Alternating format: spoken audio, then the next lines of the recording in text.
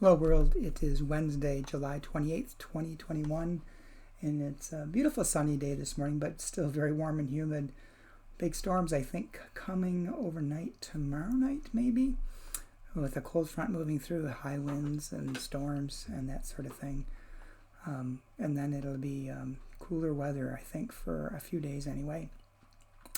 Today, the devotion is entitled, You're Braver Than You Believe by Marin Tirabassi. Marin bases the devotion upon Luke chapter 6, verse 27, New Revised Standard Version. But I say to you that listen, love your enemies, do good to those who hate you.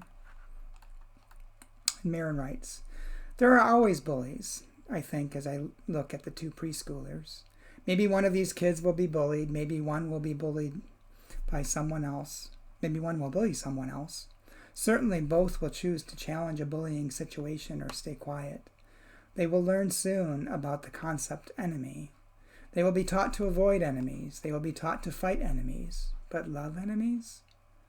I'm babysitting the little boys, so I ask, what programs can they watch? On what kind of screen? For how long? That question ranks in babysitting importance alongside tree nut allergies, pacifiers at nap time, and what should happen when they hit each other. When the answer comes back, Paw Patrol, Stinky and Dirty, or Winnie the Pooh, I ask why, because it seems a really random selection. Mom replies, no enemies. I still look blank because she continues, car keys in hand. I want my kids to see things that inspire them to be courageous and resourceful without fighting villains. They're not too young to want to be rescuers and learn it's okay to be rescued, but not because there's some evil Skeletor, Scar, Ursula, or even Boris bad enough. It makes me think. It would be easier to help them, and me too, love enemies. The longer I hold off labeling the people who do bad things to me and those I love as aliens rather than people. Reading or watching stories about helping in tough situations that are villain-free, but involve rocks blocking a highway, a chicken stranded on a water tower, or a birthday forgotten builds resilience and problem solving. You're braver than you believe, stronger than you seem, and smarter than you think.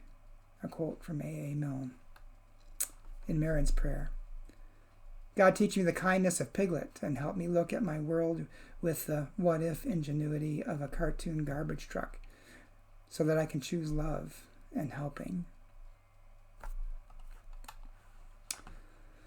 Well, the devotion for me, the first thought, of course, that I had was thinking back on a quote from Mr. Rogers, look for the helpers.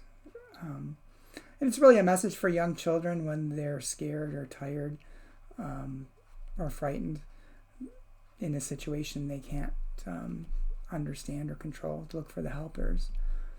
But I think it's also a good message for us, not just looking for the helpers, but be helpers. Be the person that someone will come to when they're struggling or when they're frightened. And look for the good in the world, like I said yesterday. And in a way, that's looking for the helpers. That's looking for God's presence in the world. But again, be that presence. Be the helper.